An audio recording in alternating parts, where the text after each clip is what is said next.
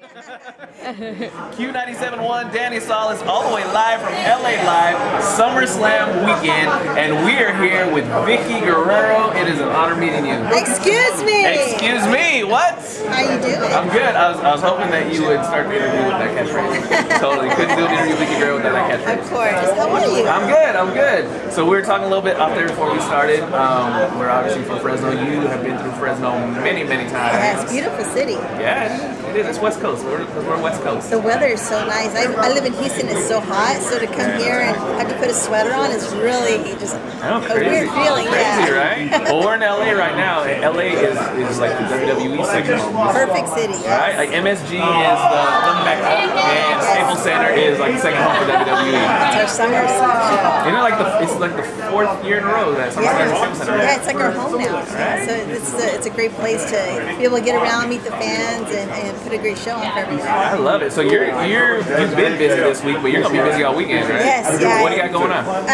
We have fan access tomorrow, so I'll be doing some signings there, and then I'll be doing some more media at the show on Sunday at SummerSlam, and just doing a lot of appearances and meeting fans and signing our names to everything. So it's a great time. And to meet the fans outside the hotel has been fun too. Really? Have you been swarmed by fans outside the hotel? It's pretty surprising when you're eating and your fans come and start knocking on the window. Right. So that would be my next question. So is that kind of the most inopportune time to ask for an autograph when you got a mouthful of food? It's not my favorite time, but I'll kind of tell them, can I eat first, and wipe the food off my mouth. Right. Make sure I don't have anything in my teeth. Yeah, or the best things when they follow you in the bathroom, you're like, okay, guys. That's happened? They follow you in the bathroom? Yes. Yeah, you're just like, okay, guys, there's a boundary here, and I'll have you do it outside the bathroom. That's gonna be hard. That's gonna be tough. Yeah. So I'll ask you, your on-air character wasn't always the most loved, and isn't the most loved right now. It's not. No one loves me on the show. Why, dude?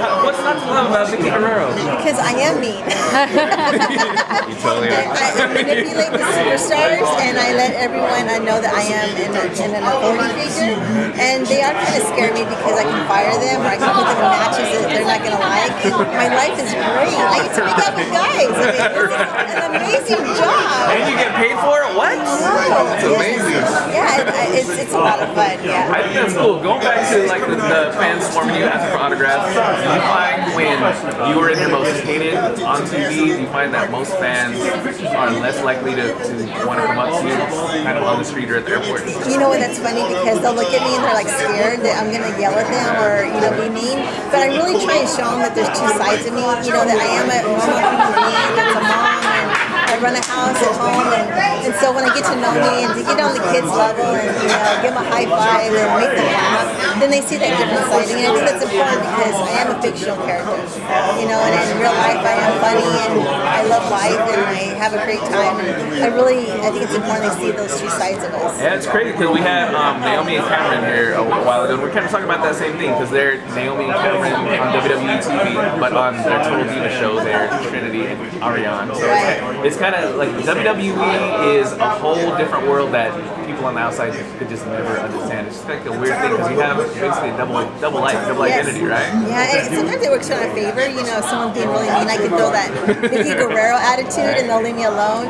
But I really try, and just be down to earth when they meet me outside the ring. And it's got to be kind of harder for you because at home with the kids and the family, you're Vickie Guerrero. When you're in the ring on WWE TV, you are Vickie Guerrero. I am the biatch. Yeah, you are. Yeah. And you play it well. Thank you. And you play it well. It's a lot of fun. And you've been with the company for a long time. And obviously, when we first saw you on TV, you weren't hated. You weren't in an authority position. You were kind of loved.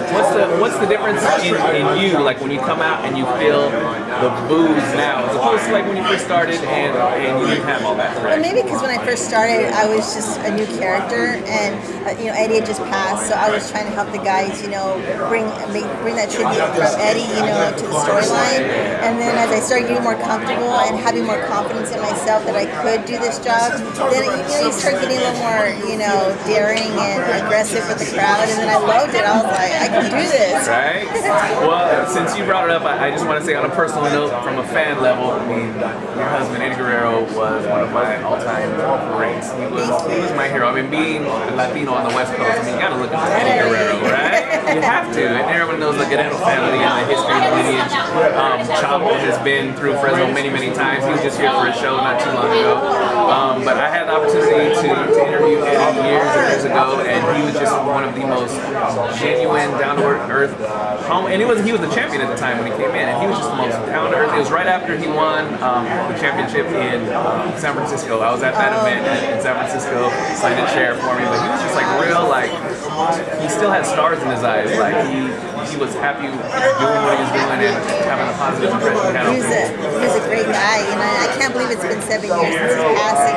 It almost seems like yesterday, that he was just here. So, but when I go in the ring and being with the WWE family and being backstage, I have a sense of him around me all the time. So I think being with the company is kind of my therapy too. To know that he's close by, and I just wish I would get his opinion of what I'm doing. Like, I would love to know what he thinks. Either he's gonna love me or hate me, or he's gonna tell me to go home. It's all right.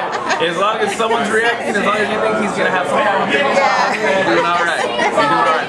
But I think, again, as a fan, I love that you are with WWE and you've been doing what you've been doing. And honestly, I'm not gonna lie. From a fan's perspective, there are superstars and divas who I believe, and you can neither confirm nor deny, that I believe would kill to have the kind of reaction that you get when you walk out behind those curtains. Thank God I'm able to have the fans hate me that much, and that's just a blessing right there. Right, it's a blessing to be here. Yes, right? I love to be hated. Not too long ago, you were kind of removed from the general manager position. 3 weeks, 4 hours, and 16 minutes. Oh man, and keeping track of the time.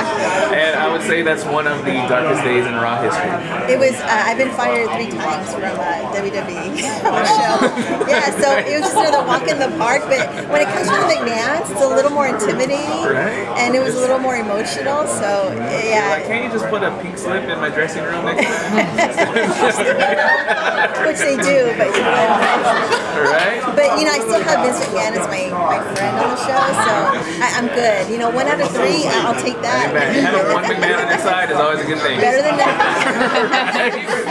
Cool. Well, I for one, like I said, I'm personally glad to see you. If it's not the general manager on Raw, I'm glad to see you on WWE TV somewhere. Thank you so much. So this Sunday, SummerSlam, what's your involvement going to be on Sunday? What are you going to be doing behind the scenes? Well, I think my main concern is going to be watching my superstars that are on SmackDown. So Alberto, Del Rio, and Christian, that's going to be, one of my main focuses. And then to watch the other great matches too. I hope Dolph Ziggler loses, and I hope AJ gets hurt, and I hope Caitlyn just falls off the ring. I might go to catering during their match, so Right? Nice. No. That's the ultimate sign of disrespect. Yes. I'll be catering. But it's going to be a great match, and and just the show in itself. These guys have been working hard all year, and so if I don't do anything, I'm going to be a fan watching, and it's going to be an exciting time. So on the SmackDown side, I got to ask your predictions. We're gonna talk about the World Championship match. We got Del Rio, we've got Christian looking for that one more match. What do you think? What do you feel in your heart? Well, you know what? It's a win-win situation because if Alberto wins, he keeps the title, but if Christian wins, then he's able to reach his goal and to find that dream that he's been looking for. So, and I think in all reality, I'm to go with the Latino side and go with Alberto. All right. Even though we don't get along on the show, the blood's got to stick together. Right, got to. And he's cuter too. Yeah, easy. I'll take it. He needs a title, set to go the guy with the gold. Right? You got to do it. And obviously, we talked to Damian Sandow too, so Damian Sandow has his eyes on that match too, because anytime you can be cashing in that Money in the Bank contract. And what an exciting time for Damian, to just sit there and find that one, that one spot that he's going to run in, or he could run in different times and try. So this is just like, it's a big surprise. Baby, right? Yes. Unpredictable. It's SummerSlam. SummerSlam, baby. So on the other side, on the Raw side, WWE Championship, Cena versus Daniel Bryan. People are calling it the underdog versus the kind of the old timer already, because Cena's a seasoned vet. What's your prediction? I'm going for Daniel Bryan. Yeah. I think I like to see a new fresh face, carry the reign, so to speak. So I'm going for Daniel Bryan. I think he's worked really hard. John Cena has, he's had it really good lately, and we don't get along. So I think me and Daniel Bryan have like some kind of friendship. I look forward to that. And I'll say this: I'm a fan of yours because you can take whatever the superstars in the ring dish out on the mic, backstage, and you just take it and smile. Or maybe take it with a slap and then walk away. Yeah, I have to feel my toes sore. I was going to eat me up. Right? But you're holding your own. Thank you. And I look forward to seeing you all around Access, because we're going to be at Access this weekend too. I'll be there tomorrow signing off. Alright, nice. So WWE SummerSlam this Sunday on pay-per-view. And last words I'll let you give to Fresno. Fresno, I love you. It's Vickie Guerrero from the WWE. Muchas gracias y yo tengo mucho amor por ustedes. I love it. Vickie Guerrero live. It's Q97.1.